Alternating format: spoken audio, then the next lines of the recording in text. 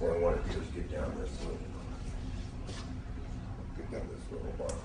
Because this is basically what you can demonstrate, like if you want to go around, that you can take normal, ordinary motors, right?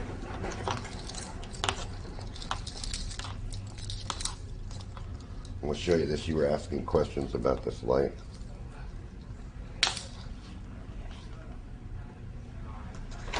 You can take normal, ordinary tape drive motors.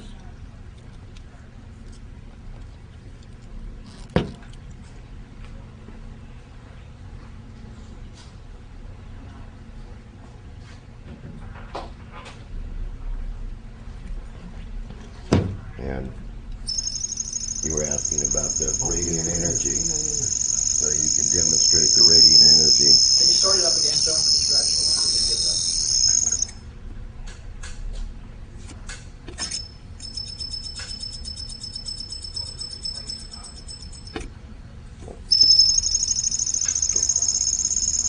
That's the radiant energy, and then when you suck off the radiant energy, right, to the next battery, right, watch. Goes off. And accelerate. That's a fast one. Yeah, it's growing. Well, it's putting.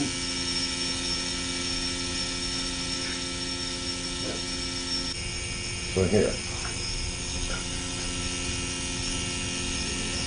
We'll just put this meter on the output battery.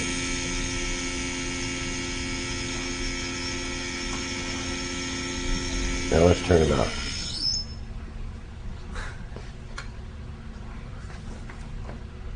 So you can sit there and not consume anything. And you can see this battery doesn't want to sit up there at that level. Going down. 13, Oh yeah, 4, it's going to go to standing. That's what all lead acid batteries do, is they go to standing, and this one you could sort of take with you. I mean, you could always demonstrate it. Which is 12. Standing's 12.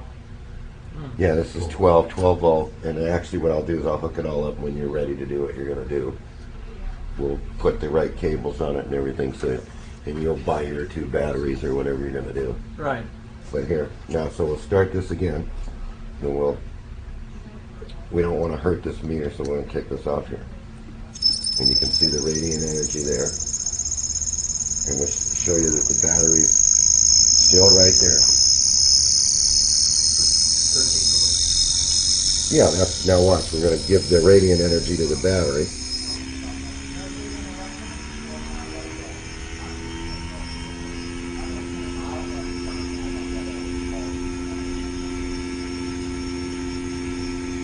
And that started to go up when you hooked up. Well, when I take the output from this, You put it on the battery.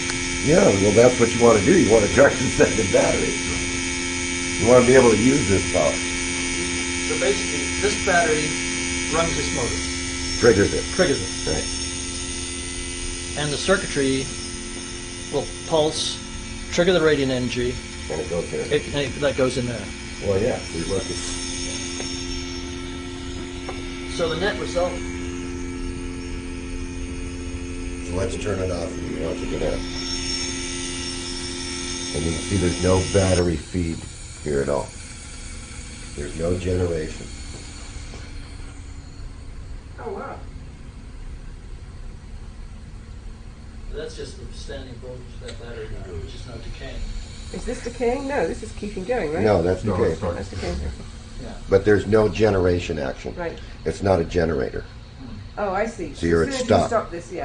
I see what you're This saying. is a triggering mechanism. Right. Right. Made out of a tape drive motor from a Sony camera. That's what that's made out of.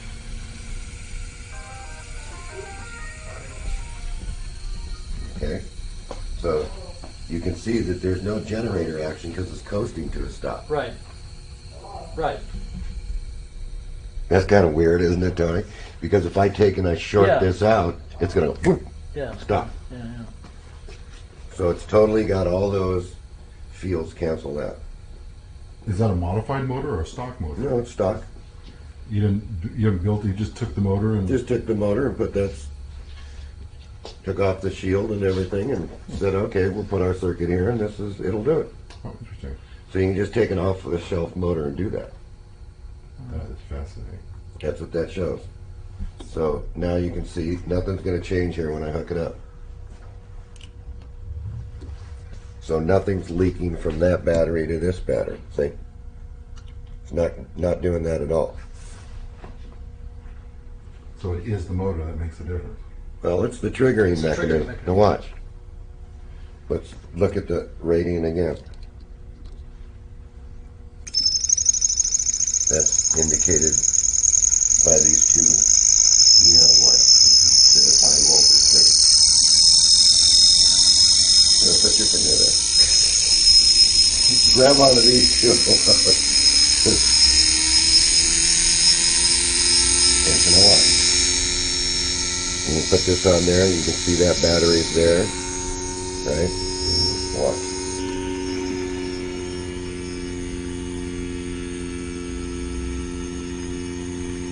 Climb it up. But this is not one where when you take the load off, it blows up the No. machine. No, because it's got the protection, you know, and it's low enough voltage. Now, you get that to 24 volts and the wheel will come flying off then. So the protection is your little lamp. Yeah. That's okay. If you didn't have that, you'd have a set of 2 volts. Right. Is it?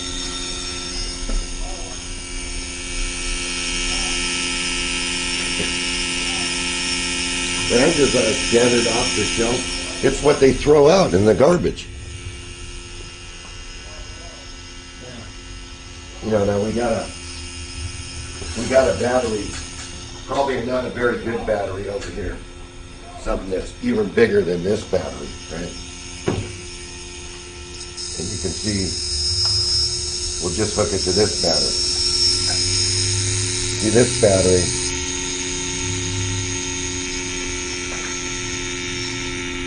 All this trigger circuit will put out is radiant energy. Yeah. It won't put out anything else. no, it's not putting out anything else but the Just radio. radiant energy. You see it's bringing this battery down because it's charging it. Right. That's what we got anything to do. So the trick, quote unquote, is what your circuit does with the output of the coil? Yeah. Let's see if there's anything in there.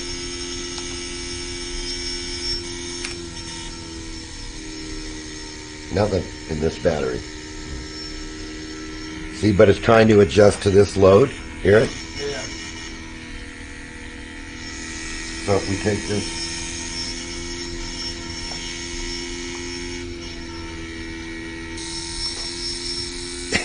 see, there is. So you can see that this is a dead battery, and it's going to put the charge in there. Here.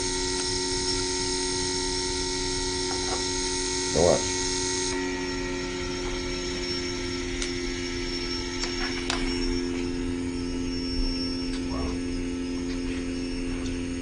Pretty good. I mean, probably been sitting around for a couple of years. But it's going to put it in there.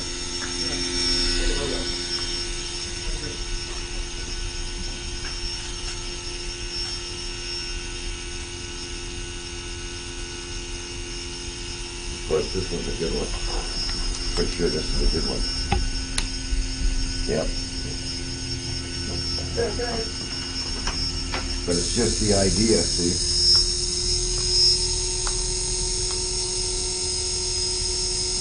To get a good battery on there. And then you can just watch it go up.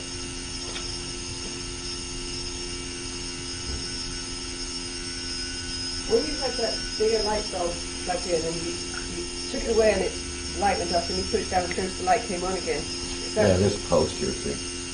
okay? It's just hanging there. There's something in it, but these have been laying around dead. I think these were left over from the shop way down there. But to even get that much in it, Yeah, okay. you know, No, I thought the other end was off, that's why. Because you've done something like that last time we were here. yeah, I mean, they're talking about a totally dead battery there. Right. That was a neon bulb last Yeah. time. This is what they gave us.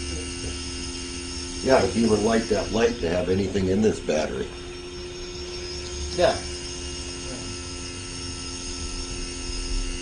You know, and this will want to put it there. See? See some bubbling. Yeah.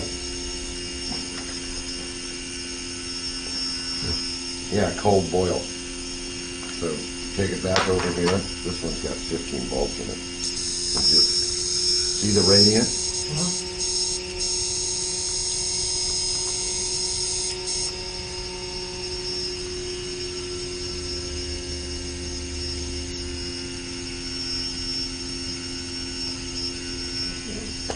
Bring it up. It's going to take it a while because it's got to get solid.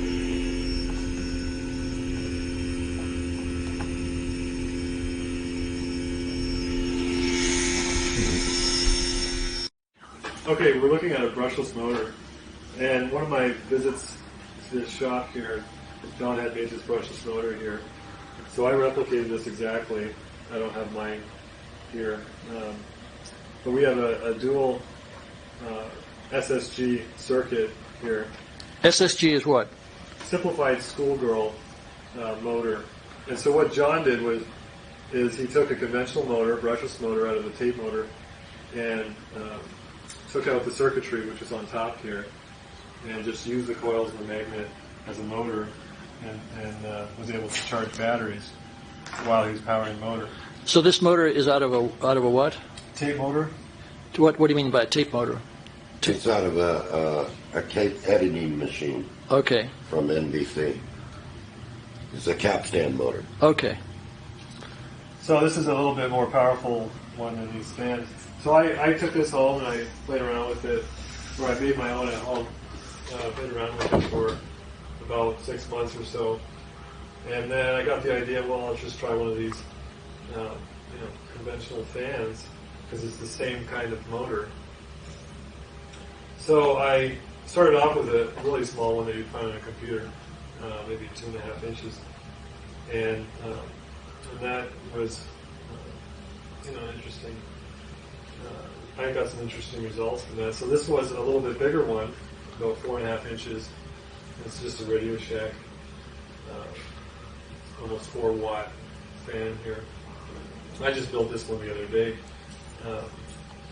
So again, you take it apart. You take out the circuit, which is in the back here, and then I just removed that, and I used the wires that were inside there, just like this one. What I was, interested in doing is seeing the same thing happen with this model that John had made in this fan. So I did that, and I thought it was a pretty good motor to use to compare, to find the mechanical efficiency, because the RPM is rated in the CFMs. So if I can get the RPM on this brushless motor to what it was originally, then I can see how much work is really being done. So we'll just look at this one for a moment here. Now I've got this, it's overrated for these batteries, but you'll be able to see it. This battery is charging, this battery is powering it. Which battery is powering it? This battery, well, this one is powering it, this one's charging. So they correspond to the two batteries in the same order. Correspond. Okay. So you've got about 100, about 90 CFMs coming out of this fan here. What was interesting with this particular setup is we were running this all day on a different set of batteries all the last couple of days, and the primary battery just sat there. It was quite unusual for this setup, but you never know what to expect on some of these systems. If you want to look here, this particular setup, It just went up, Rick. yeah, this one's kind of fluctuating. It's probably at about 100 CFMs there. So this was the same circuit that John was just using. We're using in the window motor? Window motor. Now what I've added here is just a very, very basic capacitor pulsar, which I'm just using a capacitor and an SCR and a little diode. And that's converting the negative energy output of the circuit into more of a positive energy. And this gives me the capability of rotating these batteries around. As we just went over, if you're going to mix the energies, it gets difficult. It's difficult to run the SSG off of negatively charged batteries, and that's a whole thing to explain. But so this is just a cap pulsar, a basic cap pulsar. In fact, Cat pulsar? capacitor pulsar is what we call it. Okay. Cap pulsar. And when I actually added this to this particular fan, the amp draw went. The what? The ampere draw from the primary battery went from 550 milliamps at 12 volts to 475 milliamps, just by adding that little capacitor and SCR. Now, what I have here is a larger setup. I don't know, is that too close? Which I made a little case for. This one's in the process of being constructed. The idea, this is a 6-inch fan, another brushless motor. Exactly the same kind of motor inside. There's 4 little coils, and you can see on this one the coils on the other side. This is just a larger one. This is a little kit that I put together for people to test out. And what are they testing out? Well, they're just being able to see that, with a fan, now they can charge a battery instead of just wasting that energy. And the idea with these setups is you can rotate the batteries back and forth and keep the fan going so long as you rotate the batteries back and forth. And so long as you're using a positive energy. Positive energy with the capacitor. Positive energy. Yeah. So I've got on this one, some switches, double pole, double throw switches to rotate the batteries. We've got 4 wires here to change them, one from being the primary charging or powering battery to the other one being the charging battery, and then flip them back and forth. And depending on the battery size that you're using, these are very small batteries, so they're not going to last. The primary battery is going to drain pretty fast, so you'd have to rotate it back, every so many hours. But I've got the same circuit, a little bit bigger, on a ceiling fan that I ran for several months last summer, where I just rotated it back and forth between the 2 batteries. So the energy from one battery will go down, and then the other one will be charging up.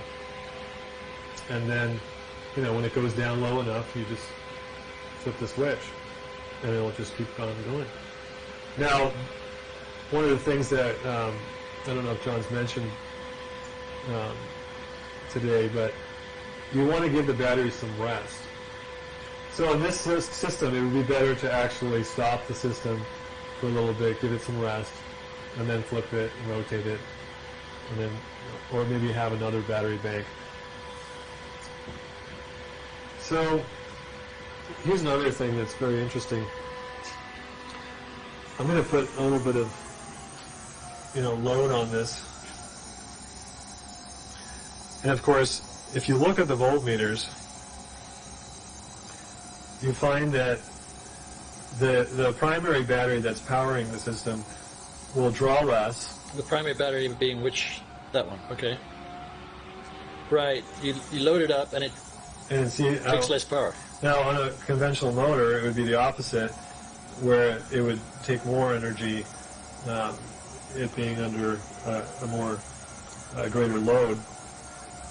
So you can see it going down, but yet, and look at the charging battery, which is right here, and it will actually charge a little bit better.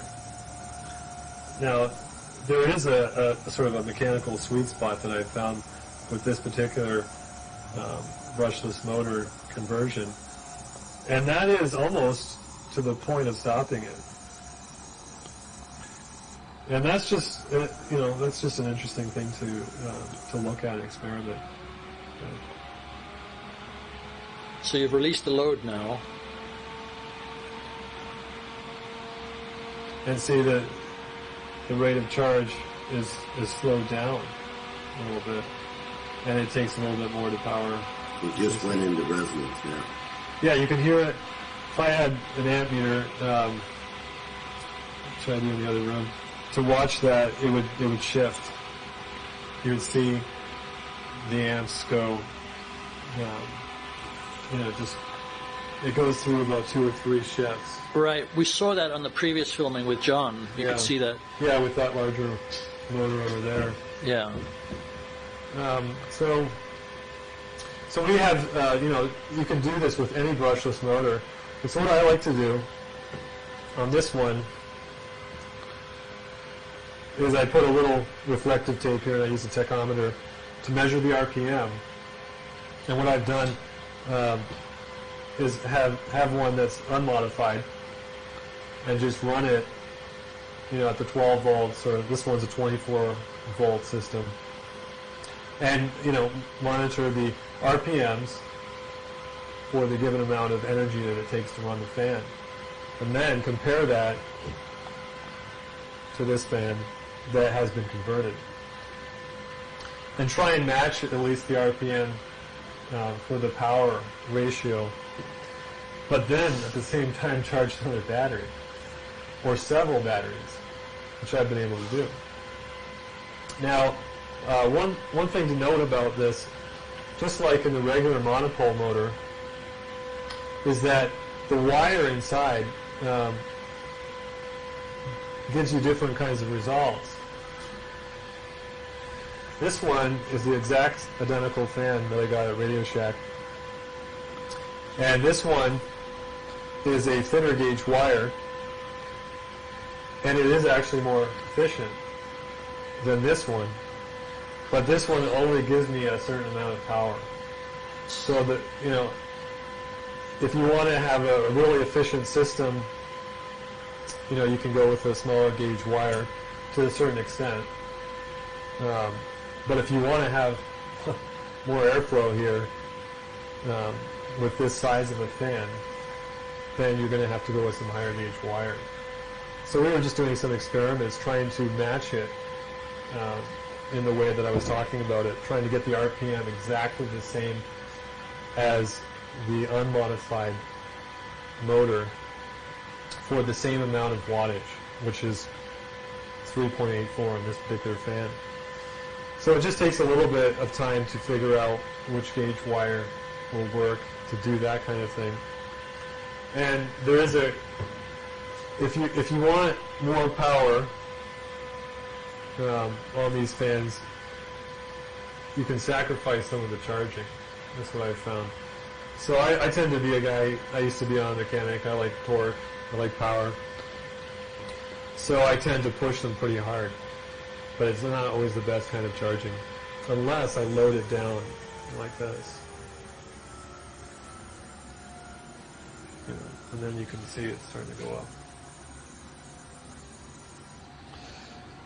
So we have several of these as kits. I've got a 10-inch fan that's a little larger than this 6-inch fan, and it all does the same thing.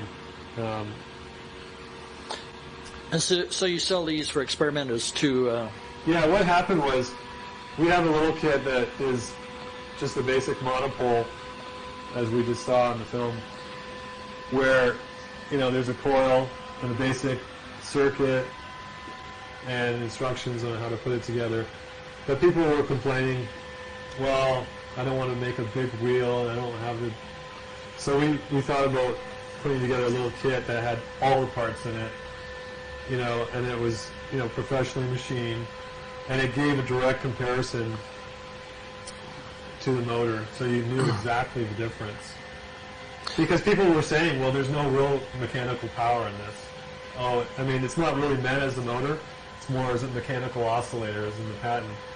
But there still was that, as John said, 23% mechanical power there, which, you know, needs to be appreciated.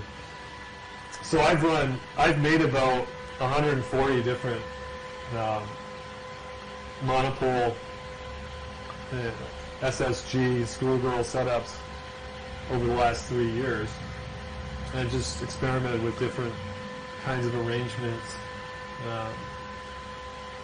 And so this is just one of the latest ones that we've done. And then run this one. Yeah, I was going to do that. The battery guy understood. Yeah, One battery guy understood Kevin, yeah. that you just can't charge batteries that way. So whatever's here is totally different. Right. And the thing that we're actually trying to get across here, we're trying to make this as simple as possible for people. It has to be as simple as possible for people because they really don't understand what the energy is. And they're not willing to take the time to go and research for years and years and years to figure out, well, hey, you know, what these guys are terming free energy is the mechanical energy. It's the mechanical energy they're getting for free. They've never had anything that they could run as a toy, and you can consider this a toy. They've never had anything that you could take and get this mechanical energy out of it, or wind, to cool yourself off. And it would be very easy to drip water by this, and you have an air conditioning unit that recharges its own batteries. Yeah. They're not willing to take the time to understand that. The future is about efficiency. It's about understanding what these forms of energy are. As we demonstrated earlier, that negative energy is one thing and charges a battery totally different than what positive energy charges the battery. So, we have to understand the forms of energy, and what everybody's terming as free energy is just a change in the energy. You know, Tesla wasn't going to do anything mystical here.